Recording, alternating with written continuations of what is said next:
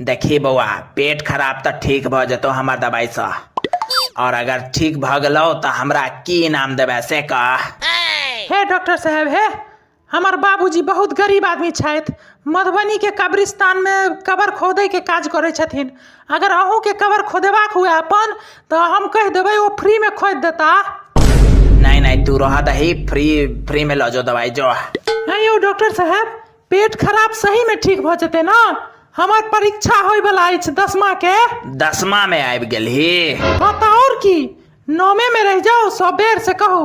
वाह, तो परीक्षा के तैयारी केहन चल रहा छे? परीक्षा के तो सब तैयारी कर लेने छियै, पूरा तैयारी कर लेने छियै परीक्षा के, बस पढ़ाई के नहीं बच गेल छे।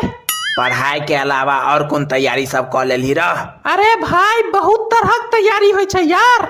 भाई देखियो, आप देखियो, चीट पुर्जी बनेनाइ, कतो सीट भेटत परीक्षा में तकर मुआयना केनाइ, कौन मास्टर रहते से देखनाइ, मास्टर बदमाश छे कि सज्जन छे से पता केनाइ, हमरा अगल बगल में के सब बैसत तकर पता केनाइ कि ओ सब हमरा देखात कि नहीं देखात, तकर सब बहुत तैयारी करे पड़े छे परीक्षा की यार। बिहार में आके नॉर्मल बुझा रहले परीक्षा देनाइ, बहुत तरह के तैयारी करे पड़े छे।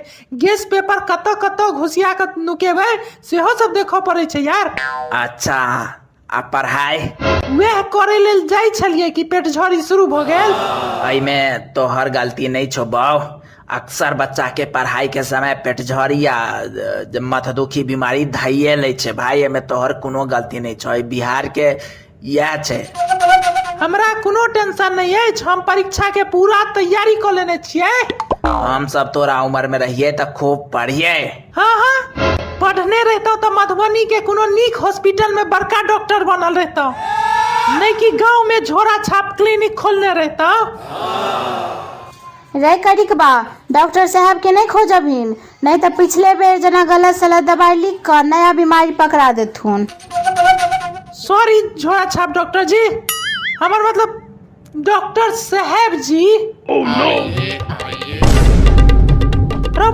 रे डॉक्टर साहब, यो डॉक्टर साहब, हमार पेट में मरोड़ देबो लागल यो डॉक्टर साहब। एना बाप जेठ जना बोली बजबे त यह सब है तो सार छपरी। नर्स जी, पीरा डब्बा में से एकटा दवाई दो दियो एकरा, पेट खराब वाला एकटा और जे छे से दो दियो एकरा जे छे से। सर, पीरा वाला डब्बा के दवाई पेट खराब वाला कहाँ छे? लेकिन पेट खराब वाला दवाई तो हमेशा पीरे डब्बा में रखे छिए ना यार। काल पेट खराब वाला दवाई खत्म भ गेल रहे तो हम ओई खाली पीरा डब्बा में बाबा सिर वाला दवाई रख देने रहिए। रौ भाई, हमहू कहे छिए भोर से 4 गो दवाई दो देलैथ डॉक्टर साहब, पेट खराब और बढ़ले चल जा रहल अछि। बिना ऑपरेशन के बाबा सिर ठीक नहीं है तो अब। लेकिन हमार परीक्षा अछि 10मा के और हम पूरा तैयारी केने छी परीक्षा के भाई। अभी बाबा सिर वाला मतलब फोन लगाम के ना जे परीक्षा दे ले, नहीं कहू सर, आई बेर बाबा सिर के ऑपरेशन हमरा कर देब। पिछला वाला पेशेंट भोलिया के अही ऑपरेशन केने रहिए ना। कते दिन में ठीक हो गेल रहे? कैले ओकर 1 आदसा 2 आदसा के निमंत्रण खाई लेल गेल रही। रौ भाई, बेचारा 3 गो बच्चा के छोड़ कर चल जात रहले। लेकिन ओकर बियाह तो 3 महीना पहले ही भेल रहे। अरे तेसर बियाह छलई ओकर। ओकर पहिल 2 गो घर वाली के इलाज हम ही केने रहिए ना, तो ठीक भ गेलै ओकर पहिल 2 गो घर वाली। रे बहरे, ओ दोनों खत्म भ गेले तहने ने तेसर बियाह भेले ये। अब ओ अपने खत्म भ गेले बेचारा। रौ भाई, सार के कियो आइ तक जिंदा गेले अहाँ के क्लिनिक से बच कर?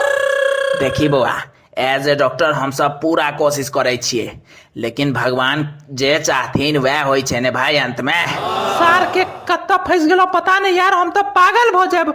ऊपर से हमर 10मा के परीक्षा अछि, हम पागल भ जाब यार। केना परीक्षा देबै?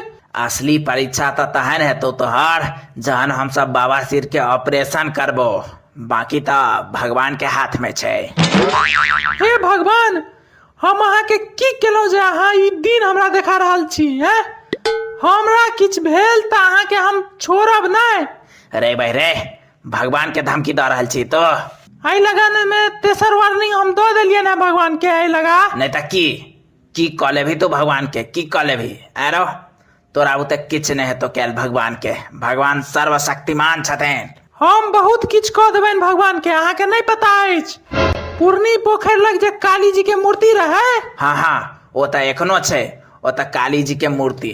वो मूर्ति पहले दुर्गा जी के रहे। राव बाय तू कारी रंग से ढोर देने रही पूरा मूर्ति के। हाँ तो और की।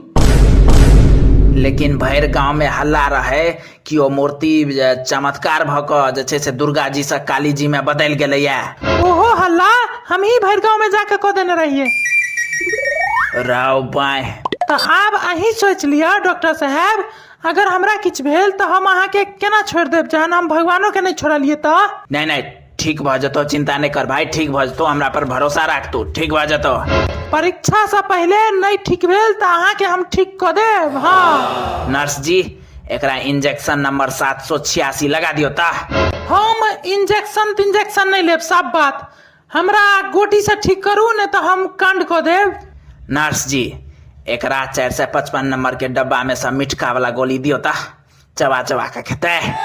ज्यादा मीठ से शुगर नहीं ना हेतै? शुगर पारा खसी किछ नहीं हेतो तोरा, तो टेंशन नहीं ले।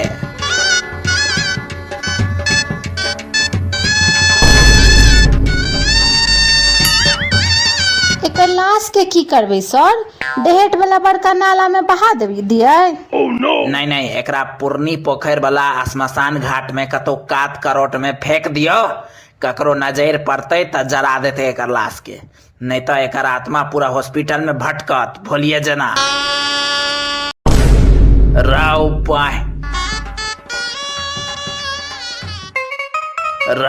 पाय ई त जिंदा छले, लेकिन जिंदा बच केना गेले? जहर देला के बादो केना बच गेले जिंदा? यार कोन जहर देलिए अहाँ जे छै से? वह तो हमरो आश्चर्य लग रहल अछि। कोन डिब्बा वाला दवाई देने रहिए अहाँ से पहले कहू हमरा। 456 नंबर डिब्बा वाला दवाई।